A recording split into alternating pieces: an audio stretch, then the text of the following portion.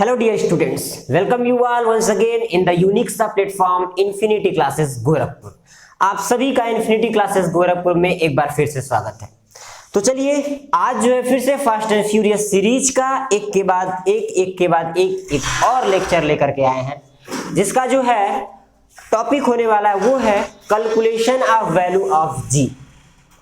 तो आप लोग ये सोचेंगे कि इससे पहले भी जो है स्मॉल जी यानी gravitational acceleration due to gravity की जो वैल्यू वो तो कैलकुलेट कराई जा चुकी थी, लेकिन आपको याद होगा कि वो एक्सेलरेशन ड्यू टू ग्रेविटी की जो वैल्यू है वो अर्थ के लिए मैंने कैलकुलेट करके बताई थी। लेकिन आज इस लेक्चर में जो है acceleration due to gravity moon पे कितना होता है, अर्थ और मून के कंपैरिजन में जो है कितनी वैल्यू आएगी, कितने का डिफरेंस होता है, क्यों जो है किसी ऑब्जेक्ट का मास वो जो होता है मून पे अर्थ के कंपेयर में 1/6 होता है। ये सारे क्वेश्चन जो भी कंफ्यूजन आपके दिमाग में है, इन सारे कंफ्यूजन का सलूशन इस लेक्चर को देखने के बाद मिलेगा। तो चलिए जल्दी जल्दी फिर से जो है वही कहेंगे कि अपने कॉपी बुक पेन को लेकर के तैयार हो जाइए और हमारे साथ वीडियो के अंत तक जुड़े रहिएगा, क्योंकि अगर एक भी सेकंड आप करते हैं मिस इस लेक्चर को तो आपसे बहुत सारी चीजें छूट जाएंगी। तो चलिए टाइम को ज्यादा वेस्ट ना करते हुए शुरू करते हैं अपने लेक्चर को और अपने टॉपिक को जो है बोर्ड पे मेंशन करते हैं। टॉपिक तो आप लोगों को समझ में आ ही गया होगा, क्या होगा हमारा आज का टॉपिक है हमारा कैलकुलेशन ऑफ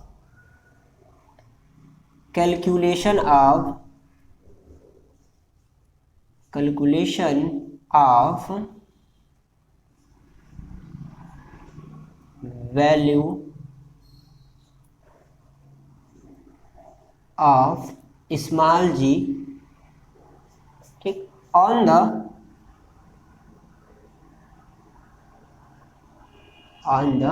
मून। क्लियर? चलिए of g on the moon, ये हमारा आज का टॉपिक। जो भी जितने भी हमने टॉपिक अभी तक करवाए हैं, तो प्लीज आप सभी से रिक्वेस्ट है कि एक एक लेक्चर को जो है देखिए, उसके नोट्स को प्रिपेयर कीजिए। जो भी कंफ्यूजन होते हैं आप हमें जल्दी से कमेंट करके बताइए, ताकि जैसे ही इस लेक्चर का लास्ट वीडियो अपलोड हो, लास्ट वाला मैं जो है लेक्चर अपलोड करूं, उसके जस्ट बाद जितने भी आपके कंफ्यूजन्स हैं उस पर मैं जो है वीडियो बना सकूं। तो यहाँ बात हो रही है एक्सेलरेशन ड्यू टू ग्रेविटी की जो वैल्यू होती है वो मून पे कितनी होती है, ठीक। तो सबसे पहले इसको स्टेटमेंट के थ्रू समझते हैं। जैसे अर्थ पे जो एक्सेलरेशन ड्यू टू ग्रेविटी की जो वैल्यू होती है वो होती है आपकी 9.8 मीटर पर सेकेंड स्क्वायर, राइट। लेकिन क्या मून पे भी, यानी कि एक अदर प्लेनेट है, क्या मून पे भी जो है यही वैल्यू होती है? क्वेश्चन आपके दिमाग में आएगा। तो इस क्वेश्चन का आंसर ये है कि नहीं, मून पे जो है स्मॉल जी की वैल्यू इतनी नहीं होती है, उससे चेंजेस होते हैं थोड़े। अब कितने का चेंज होता है, कितने का डिफरेंस होता है, तो आइए उसी चीज को आज हम लोग समझने की कोशिश करेंगे। तो होता है कि जो acceleration due to gravity on the surface of the moon is क्या less than that of earth, कितने में? अबाउट 1/6। तो सबसे पहले इसको हम लोग लिखते हैं कि बात ये क्या कह रहा है, the acceleration due to gravity, the acceleration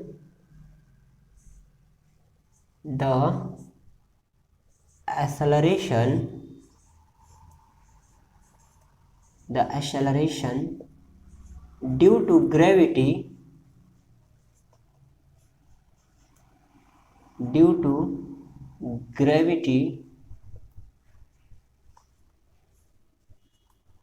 on the surface of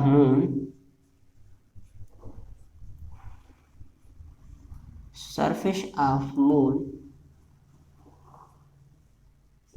is about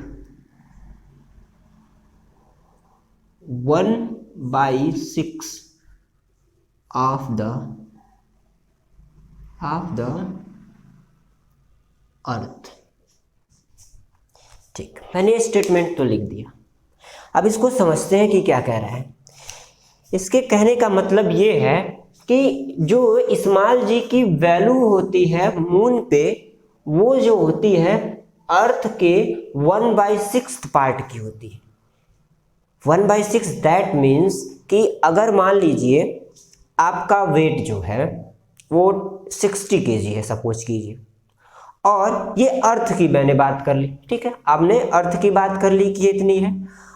फिर मैंने कहा कि अगर आप मून पे जाते हैं तो उस समय आपका वेट कितना होगा, तो मैं कह दूंगा 1/6, यानी कि 60 का 1/6 दैट मीन्स 60/6 करके 6 से उसको जब डिवाइड करेंगे तो जो कैलकुलेटेड वैल्यू आएगी वो आएगी आपकी 10 kg, यानी कि 10 किलो। अगर आप अर्थ पे जो है 60 kg के हैं तो मून पे 10 kg के हो जाएंगे। अब इसके पीछे का रीजन क्यों ऐसा हो रहा है, तो मैंने यहाँ वही बात समझाने की कोशिश की है कि रीजन इसके पीछे का ये है कि जो मून का मास होता है कंपेयर टू अर्थ वो कम होता है। बात समझिएगा, क्योंकि एक्सेलरेशन ड्यू टू ग्रेविटी जो होता है वो मास ऑफ अर्थ, या अगर मून ले रहे हैं तो मास ऑफ मून पे डिपेंड करता है। वो कैसे, उसको मैं समझाता हूं। मैं यहाँ से दो चीजें आप लोगों को समझाने की कोशिश करता हूं। फार्मूला आपको याद होगा ये कि G is equal, small g is equals to capital G into mass of earth upon radius of earth का स्क्वायर होता है कि नहीं होता है। तो ये जो G की वैल्यू है वो कहीं ना कहीं जो है मास ऑफ अर्थ पे डिपेंड है, यानी कि पृथ्वी के द्रव्यमान पे निर्भर है कि नहीं है। तो पृथ्वी का मास मून यानी चंद्रमा के मास से ज्यादा है, तो अगर ये ज्यादा है तो कहीं ना कहीं जो अर्थ का ग्रेविटेशनल पावर होगा, एक्सेलरेशन ड्यू टू ग्रेविटी होगा, वो भी ज्यादा होगा। तो सबसे पहले इसके रीजन को हम लोग लिखते हैं। कारण क्या है, रीजन समझते हैं कि क्यों ऐसा हो रहा है,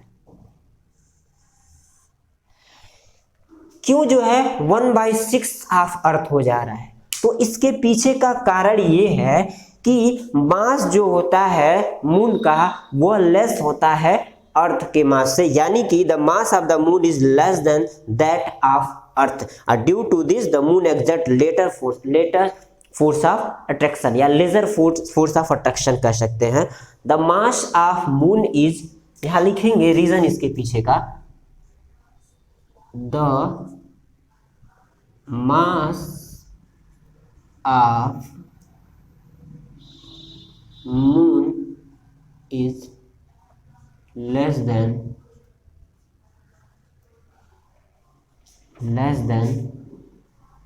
the mass of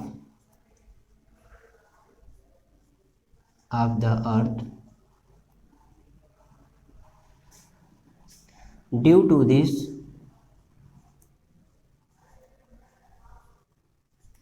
due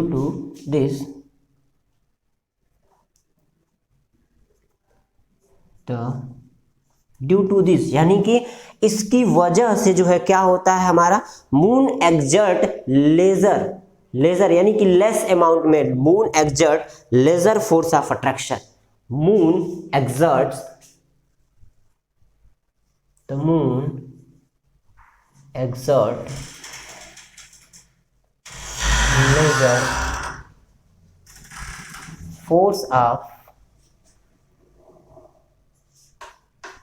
laser force of attraction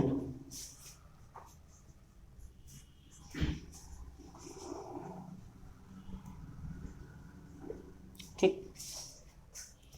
मैंने कारण क्या बताया कि जो मून होता है उसका जो मास होता है एज कंपेयर टू अर्थ वो कम होता है। इसकी वजह से क्या आता है कि मून जो होता है वो force of attraction, lesser force of attraction, यानी कि अट्रैक्शन का जो फोर्स होता है, अट्रैक्शन फोर्स होता है जो मून का, वो क्या हो जाता है कंपैरेटिवली अर्थ के कम हो जाता है, जिसकी वजह से इनके वैल्यू में क्या होता है डिफरेंस आ जाता है। अट्रैक्शन ऑफ ऑब्जेक्ट, किसी भी ऑब्जेक्ट की बात करें, अट्रैक्शन ऑफ ऑब्जेक्ट, ठीक। ये फार्मूला भी समझ में आ गया होगा। अब आगे बात करते हैं। देखिए यहां मैंने जो बात समझाई थी उसको समझिएगा कि जी की वैल्यू जो है वो मास ऑफ अर्थ पे डिपेंड है, राइट। जिसकी वजह से क्या हो रहा है कि यहाँ मून पे जो gravitational acceleration due to gravity है और अर्थ पे जो एक्सेलरेशन ड्यू टू ग्रेविटी है, दोनों में जो है अंतर आ रहा है। अब एक बात बताइए, सपोज कीजिए, लेट अस सपोज, मान लेते हैं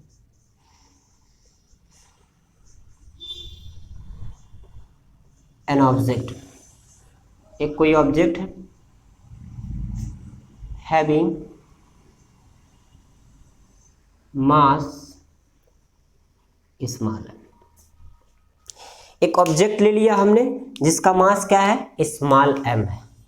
अब क्या करते हैं, इसका वेट जो है सपोज कर लेते हैं मून पे Wm है, and weight of the object on the moon is Wm। और ये क्या है, उसका मास। अगर यहां से हम g की वैल्यू कैलकुलेट करें, हमारा टॉपिक देखिएगा calculation of value of g on the moon. हमने एक ऑब्जेक्ट लिया जो किस पे है, मून पे है, और हमने क्या किया, मान लेते हैं वेट ऑफ द ऑब्जेक्ट, उस ऑब्जेक्ट का जो वेट है कहाँ पे, मून पे, वो हमने Wm कर दिया। तो रिलेशन आपको पता ही है, ऊपर लिखा भी है रिलेशन g की वैल्यू को फाइंड आउट करने के लिए। We know that for moon के लिए, we know that for moon small g m यहाँ लिख सकते हैं, ठीक है, is equals to capital G into mass of moon. यहाँ अगर फार्मूला बनाया जाए, यहाँ मास ऑफ अर्थ था, यहाँ क्या बनेगा, मास ऑफ मून अपॉन क्या होगा, रेडियस ऑफ मून का स्क्वायर। हमको वेट निकालना है, क्या निकालना है, वेट निकालना है, किसका, मून का, सॉरी मून का वेट नहीं निकालना है, जो हमने ऑब्जेक्ट यहाँ पे सपोज किया है उसका जो हमें वेट फाइंड आउट करना है। तो कैसे होगा, एक फार्मूला सबसे पहला जो यूनिवर्सल लॉ ऑफ ग्रेविटेशन आपने पढ़ा है उसमें देखिए, according to universal law of gravitation, according to universal law of gravitation, formula याद होगा, F is equals to G ME upon RE का स्क्वायर। लेकिन अगर हम बात करें ये फोर्स को अगर वेट सपोज कर लिया जाए, क्यों वेट, क्योंकि वेट को भी हमने बताया थी कि वेट भी एक तरह का फोर्स है। पिछले लेक्चर में इन सारी टॉपिक्स पे बातचीत हुई थी कि वेट भी एक तरह का फोर्स है। तो यहाँ से हम लोग W is equals to GME upon RE का स्क्वायर लिख सकते हैं। सिमिलरली उसी तरह से बिल्कुल अगर हमको G की वैल्यू फाइंड आउट करनी है, ठीक है, G की वैल्यू फाइंड आउट करनी है मून के लिए, तो ये रिलेशन होगा हमारे लिए, ये रिलेशन होगा। ये तो वेट फाइंड आउट करने के लिए हो गया, किसके लिए, मून के लिए। कोई ऑब्जेक्ट अगर मून पे है तो उसके लिए ये रिलेशन हम लोग अप्लाई करेंगे, याद रखिएगा ये वाला रिलेशन वेट फाइंड आउट करने के लिए। अगर वहीं पे एक्सेलरेशन ड्यू टू ग्रेविटी की वैल्यू फाइंड आउट करनी है तो उसके लिए हम लोग जो है ये रिलेशन लगाएंगे। चलिए अब इस रिलेशन से जो है जो भी हमारे पास डाटा है उसको पहले लिख लेते हैं। कैपिटल जी की वैल्यू चेंज नहीं होती है, 6.67 इंटू 10 पे पावर -11 होता है। अब यहाँ पे मास ऑफ मून और दूसरी बात रेडियस ऑफ मून कितना होगा, तो इन सब की वैल्यू जो है कैलकुलेटेड है। जो मास ऑफ मून होता है 7.36 इंटू 10 पे पावर 22 होता है, 7.36 इंटू 10 पे पावर 22 होता है। और जो आपका रेडियस होता है वो होता है 1.74 इंटू 10 पे पावर 6 मीटर, 1.74 इंटू 10 पे पावर 6 मीटर। जी की वैल्यू पता है, मास ऑफ मून पता है, रेडियस ऑफ मून पता है, यहाँ पे लाके पुट कर देते हैं तो g m is equals to 6.67 into 10 पे पावर -11 इंटू मास है 7.36 इंटू 10 पे पावर 22 अपॉन रेडियस का स्क्वायर, दैट मीन्स 1.74 इंटू 10 पे पावर 6 का स्क्वायर इज इक्वल्स टू। अब इसको जब हम लोग पूरा कैलकुलेट करेंगे, ठीक, जब इसको जो है पूरा कैलकुलेट किया जाएगा तब हमारे पास जो वैल्यू निकल के आएगी वो आएगी 1.621। क्या आएगा? 1.621 मीटर पर सेकेंड स्क्वायर। बात समझ में आ रही है? क्या किया गया एक बार ध्यान से फिर से देखिएगा कि हमने जो है टॉपिक लिया था वैल्यू फाइंड आउट करने के लिए स्मॉल जी की किस पे, मून पे। तो सबसे पहले हमको रिलेशन पता करना था कि स्मॉल जी और कैपिटल जी के बीच रिलेशन क्या होगा मून के लिए। तो हमने वहां पे एक रिलेशन यहाँ पे बताया, g m is equals to G into mass of moon upon radius of moon. ये जो हो गया स्मॉल जी की वैल्यू फाइंड आउट करने के लिए हो गया। वहीं अगर बात करें इधर तो यहां मैंने क्या लिखा है कि यूनिवर्सल लॉ ऑफ ग्रेविटेशन के अकॉर्डिंग आप लोगों ने ये फार्मूला पढ़ा होगा, F is equals to G m into एक और ऑब्जेक्ट अगर ले लेते हैं, स्मॉल एम दूसरा कर लेते हैं, तो F is equal to G M E mass of earth into mass of object upon radius of earth का स्क्वायर। उसी हिसाब से अगर वेट फाइंड आउट करना हो किसी भी ऑब्जेक्ट का किसी भी प्लेनेट पे, तो उसके लिए आप लोग क्या करेंगे, WM वेट ऑफ जो भी ऑब्जेक्ट है। अगर मून पे निकालना है तो M सपोज कर लिए, अर्थ पे निकालना है तो WE सपोज कर लीजिए। तो उसके लिए हमने ये फार्मूला आपको यहाँ बता दिया।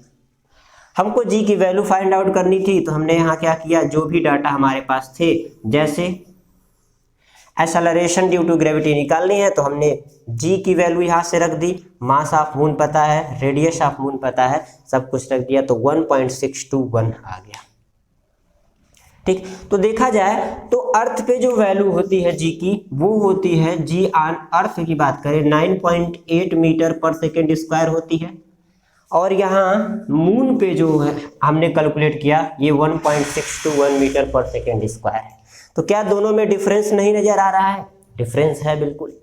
ठीक, अब अगर इसको मैं चाहता तो यही जो है आपको कैलकुलेट करके बता देता। जैसे मान लीजिए जो एक्सेलरेशन ड्यू टू ग्रेविटी अर्थ पे होता है 9.8 होता है, हमने कहा उसका क्या कितना होता है पार्ट, 1/6 होता है। तो जब 1/6 होता है तो यही मैंने 6 से अगर डिवाइड किया होता तब भी जो है आपको यहाँ पे 1.621 तुरंत मिल जाता। ठीक, मिल जाता कि नहीं मिल जाता, लेकिन आप लोगों को एग्जैक्ट ये रीजन इसके पीछे का नहीं पता चलता, या कैसे कैलकुलेट करके लाया गया है इसके पीछे का रीजन आप लोगों को समझ में नहीं आता। केवल सुनी सुनाई बात और किताब में वो लिखी हुई लाइन अभी तक याद होगी कि जो मून होता है, मून पे कोई भी ऑब्जेक्ट होता है अगर कंपेयर किया जाए अर्थ से उसका 1/6 होता है, बस इतना ही आप लोगों को याद है अभी तक। लेकिन उसके पीछे का रीजन क्या है, कैसे कैलकुलेट किया गया है, आई होप अगर इस लेक्चर को देख लेते हैं तो दोबारा दिमाग में ये सवाल नहीं आएगा कि सर ये वैल्यू कहां से आई है। ठीक है, तो चलिए इसको जो है जो भी हमें यहाँ कैलकुलेट करना था, जो हमने टॉपिक यहाँ चूज किया था, उस पे जो भी कंसेप्ट थे मैंने पूरी तरह से कोशिश की है इसको क्लियर करने की, और मुझे लगता है कि अब कोई कंफ्यूजन नहीं रह गया होगा। अगर अभी भी कोई दिक्कत आ रही है तो कमेंट बॉक्स आपके लिए हमेशा के लिए है, आप प्लीज कमेंट कीजिए जो भी प्रॉब्लम्स होती हैं।